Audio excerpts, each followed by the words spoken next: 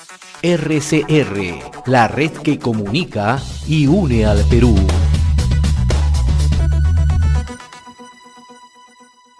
Le agradecemos la amabilidad que siempre tiene con RCR al ingeniero Carlos Gálvez. En su momento ha sido presidente de la Sociedad Nacional de Minería, Petróleo y Energía. Qué gusto saludarlo, ingeniero Gálvez, muy amable. El gusto es mío, José, gracias por la invitación.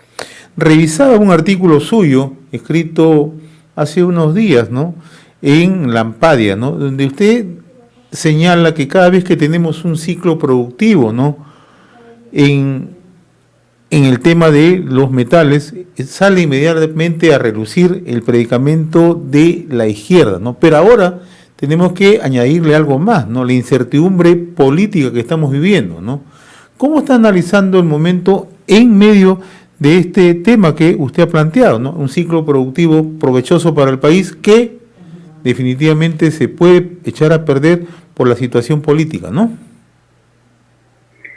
Bueno, efectivamente, como pongo ahí en mi artículo, la izquierda, básicamente antiminera, es más o menos como los ateos, ¿no? Reniegan de Dios, pero cuando están en un avión y se empieza a caer, ahí se acuerdan y empiezan a rezar. Aquí ocurre lo mismo, cada vez que hay dificultades, crisis económicas, inmediatamente se acuerdan que existe la minería, que es un sector de gran importancia y que el Estado depende en gran parte de la recaudación fiscal que proviene de ese sector. Lo que no hacen, porque se oponen durante los tiempos regulares, es aumentar la producción, promover la inversión, que son los elementos que traen como consecuencia una, no solamente mayor producción, sino la mayor recaudación que permite tener fondos para redistribuir la riqueza. Dicho eso, cuando ya entramos al tema de estas elecciones lo que han dado es un gran castigo a estos, ¿cómo se llama?, sectores caviares, vamos a llamarlo como lo llamamos normalmente, caviares, tibios, progresistas, que han estado enquistados en los gobiernos durante 2 décadas por lo menos,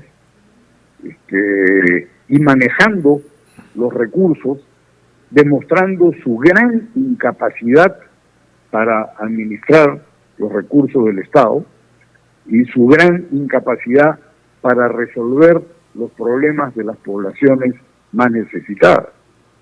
Por eso es que, no voy a decir los nombres de los partidos, pero esos son justamente los que no están en la fotografía. ¿Quiénes han aparecido? Un voto de protesta, que tienen toda la razón, de la izquierda, que ciertamente están sacando a la cara por una población que a la que no se les ha resuelto sus problemas de salud, de educación, de agua, de desagüe, de seguridad, con las condiciones mínimas, básicas, que el Estado ha debido resolver. Y por otro lado, abrigan la esperanza de un partido de derecha que tenga capacidad de ejecutoria, de resolver problemas, como, yo no soy fujimorista, pero sí recuerdo que el ingeniero Fujimori, inauguraba un colegio por día y resolvía también los problemas de las postas médicas y estaba en los lugares más necesitados. Son precisamente estas dos poblaciones, básicamente rurales y fuera del país, que han votado por estos dos extremos y que la tienen muy clara. Dicho eso, una de las cosas que tenemos que tener también presente es que no hay que ser tremendista. Hay un ausentismo del 28.3% en estas elecciones. Y además, 12.6% de votos blancos y nulos. Con lo cual, tenemos más de 40% de gente que no ha expresado su voluntad. Cuando vemos lo que ha obtenido de votación el señor Castillo, tengamos claro, ha obtenido solamente el 11.3% de los votos de los electores, no de los votos efectuados, sino de la población con derecho a votar. 11.3% es nada. Debemos de comparar esto con en las elecciones pasadas. Ha habido entre 28% más o menos a 30 y algo de los votos para el que ha logrado la primera posición en la primera vuelta. Y los que tenían la segunda posición para entrar a la segunda vuelta han estado en el orden de entre 14 y 19% en las últimas elecciones. O sea que Castillo tiene nada. Tiene la primera minoría, pero es una minoría sinceramente insignificante. Ahora, permítanme decir, yo creo que este también, dicho lo que he dicho, este también es el producto del trabajo que ha venido efectuando, ¿cómo se llama? El SUTE CONARE, del cual es dirigente conocido, que ha venido adoctrinando a niños de colegio, sobre todo en las poblaciones rurales, y ejerciendo gran influencia sobre los padres de familia. Ese trabajo de 25 años, silencioso, además financiado, pagado por el Estado, es el que ha traído como consecuencia esta, entre comillas, sorpresa electoral, ¿no? Pero tranquilos también, nunca, normalmente, quien pasa en primer lugar en la primera vuelta gana finalmente las elecciones. Veamos lo que acaba de ocurrir en el Ecuador y lo que ha ocurrido en las historias electorales. Ahora, uno de los aspectos que se ha estado analizando en los últimos días, ingeniero Gálvez, es que ello obedece a lo que usted mencionaba al inicio del programa, ¿no? Una desatención de parte del Estado a aquellos grandes sectores, aquellos bolsones, ¿no? Donde existe pobreza y pobreza extrema, ¿no?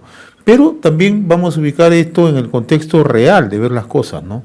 Tampoco se puede obviar que en los últimos años las regiones, sobre todo en las zonas extractivas, como el caso de Cajamarca, como el caso de Ancash, el caso de Cusco, el caso de Arequipa, el mismo caso de Junín, donde proviene el señor Vladimir Cerrón, han recibido ingentes cantidades, Moquegua y Tacna, en efecto, han recibido ingentes ingresos producto del canon, las regalías, ¿no? Pero lo que poco se toca, y en realidad esto debería ser un tema para analizar, uno, no hay una buena capacidad de gestión, ¿no? De parte de los gobiernos subnacionales, y lo otro, ¿no? La marcada corrupción, ¿no? Si nosotros hacemos un paréntesis entre el 2011 al 2016, allí nomás podemos observar, ingeniero Gálvez, que hay muchos exgobernadores que están procesados, ¿no? Entre ellos el expresidente Martín Vizcarra, ¿no? Que proviene justamente de Moquegua. Le hago este paréntesis, ¿por qué? Porque mucho se dice hay un centralismo, pero poco nos detenemos a analizar cuáles son exactamente los puntos vitales que no se abordan en estos momentos, ¿no? Sí, como bien lo dice usted, esto es el castigo a estos corruptos que han sido elegidos. Veamos nomás cuál es la situación de Vizcarra. Vizcarra, supongo y espero que hoy día quede inhabilitado, y espero que frente los juicios de corrupción que están bastante documentados y demostrados. Veamos también qué cosa es lo que ha pasado con una de las regiones que más recursos ha recibido, Ancash. ¿A dónde está Álvarez? ¿A dónde está su sucesor? Osvaldo, ni sé cuántito, ya no me acuerdo. Están en cárcel, ¿no? ¿Por qué? Por corrupción. ¿A dónde está el Goyo? ¿A dónde está Vladimir Cerrón? Está está sentenciado, aunque circulando por la calle, pero sentenciado. O sea, ¿A dónde está el ex gobernador del Cusco? Jorge Acurio, ¿no? Así es. Y si pasamos revista a las regiones, localidades, municipalidades también, que han estado recibiendo estos ingentes recursos, no solamente estos han sido incapaces de invertir en bien de la población, 1.800 a 2.000 millones de soles anuales no se han ejecutado por su gran incapacidad. Sin embargo, han robado, porque hay que llamarlo por su nombre, cantidades ingentes y han extendido la corrupción en los lugares en los que ellos fueron autoridad. Entonces, a estas alturas no tienen ninguna autoridad moral, pero ninguna autoridad moral para reclamar los problemas no resueltos a la población. Más bien a ellos hay que sentenciarlos por corruptos y por traición a la patria. Eso es lo que han hecho. Ahora, en las circunstancias que estamos ingresando, ¿no? Una segunda vuelta, como usted bien decía, son dos antípodas, ¿no? Quienes, de una otra manera, creen en el mercado y quienes tienen una posición abiertamente estatista, ¿no? ¿Hay algún punto para consensuar o hay que establecer mecanismos justamente para generar confianza? ¿Cómo ve usted el panorama?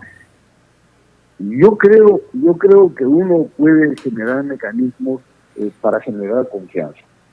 Pero lo primero que pone por delante este señor Castillo es convocar una asamblea constituyente. Allí nomás ya está anunciando que va a incumplir la Constitución por la que debe jurar al momento de asumir el cargo. En segundo lugar, quiere tener una economía popular con mercados, con un Estado que regule el mercado. Eso también es trasnochado. Quiere cambiar el modelo del Estado y quiere hacer que el Estado tenga empresas por todos lados. Se ha vuelto loco. Quiere, lo primero, disolver el Tribunal Constitucional. O sea, abiertamente está anunciando un delito y lo está anunciando por anticipado. Debemos de tener muy claro que lo primero que se debe respetar son las instituciones. Que el presidente de la República representa a la nación y se convierte en comandante supremo de las Fuerzas Armadas y de la Policía Nacional. Pero estas instituciones, las Fuerzas Armadas y la Policía Nacional, solamente se subordinan al comandante supremo en tanto éste se subordine a la Constitución. Estas instituciones, las Fuerzas Armadas y la Policía Nacional, se subordinan a la Constitución, no a un individuo. Y entonces, yo sé que las Fuerzas Armadas y Policía Nacional no son deliberantes en la toma de decisiones políticas dentro del marco de la ley, pero en el marco de la Constitución, ellos tienen la obligación de hacer respetar y de respaldar solamente a los presidentes que se someten a la Constitución y las leyes. Si no, eso es una dictadura y no hay por qué respetarla. Ahora, ayer conversaba con el ingeniero Fernando Sillonis, que es un consultor en tema de desarrollo, en su momento ha sido gobernador regional en Ica, ¿no? Y él decía que así como hay una fijación contra Pedro Castillo, ¿no? Por lo que está mostrando y se muestra irreductible en cuanto a lo que él llama su plan de gobierno. Él ha dicho que no va a generar ninguna hoja de ruta, ¿no? Va a mantener sus propuestas primigenias, ¿no? La estatización, la nueva constitución. Él también planteaba que en el otro lado, en el lado de Fuerza Popular, también por el nivel de estigmatización que ha alcanzado por un sector de la población, era necesario generar confianza. Y él planteaba que una forma de generar confianza es justamente que asuman compromisos para suscribir cláusulas anticorrupción a los grandes proyectos y evitar justamente la corrupción. ¿Ese puede ser una salida que pueda generar confianza, cree usted? Bueno, ese es un elemento más. Lo primero que tiene que hacer es respetar la esencia, es respetar la Constitución. ¿Ya? Y después respetar las leyes y por supuesto se tienen que hacer los convenios que Fernando Sillones muy inteligentemente sugiere, que es las cláusulas anticorrupción, el poder actuar diligentemente, pero lo primero que se tiene que hacer es respetar las instituciones. Si se quiere modificar la Constitución, hay procedimientos en la propia Constitución para modificarlo.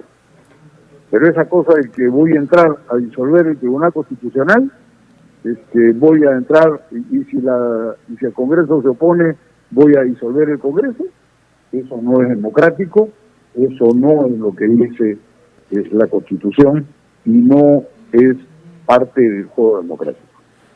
A esos no se les respeta. Ahora, los otros dos grandes retos que tiene el gobierno que asumir a partir del 28 de julio es el tema de la lucha contra la pandemia y la lucha contra la reactivación económica, ¿no? ¿Qué esperan, por ejemplo, el sector empresarial en ese horizonte, ¿no?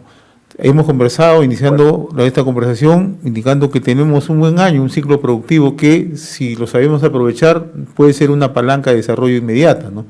Pero si se presentan otras condiciones, la situación se vuelve más complicada, ¿no? Exactamente.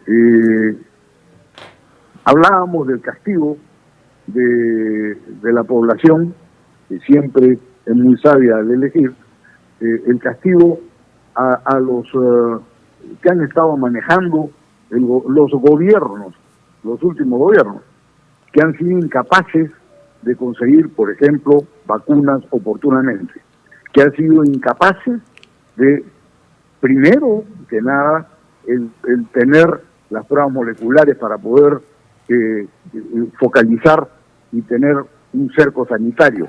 Han sido incapaces de tener camas UCI, facilidades hospitalarias, y han sido incapaces de tener oxígeno oportunamente, al extremo que estos izquierdistas fueron capaces de rechazar donación de oxígeno cuando la población se estaba muriendo. Eso la población lo ha sancionado con su voto. Y lo que tenemos que hacer es lo que se les ha ofrecido. Desde el sector empresarial se le está extendiendo todas las facilidades que el Estado considere convenientes para poder resolver los problemas. Se ha donado plantas de oxígeno mismo, kits para tratamiento de COVID, se ha dado facilidades hospitalarias, y se ha ofrecido el poder trabajar intensamente de la mano del Estado en las prioridades que el Estado fije, el programa de vacunaciones, pero ni siquiera ha sido el Estado capaz de comprar las vacunas en tiempo oportuno. Ojalá Dios quiera y avancemos, pero a estas alturas el gran avance es que a final de abril podríamos estar recién completando la vacunación para mayores de 80 años. Eso es sinceramente oprobioso, eso es una ofensa, pero en fin, es lo que tenemos. Por otro lado, lo que hay que hacer es efectivamente dar confianza, porque si algo tenemos son proyectos que ejecutar, pero para que vengan los capitales nacionales y extranjeros, se necesita generar confianza.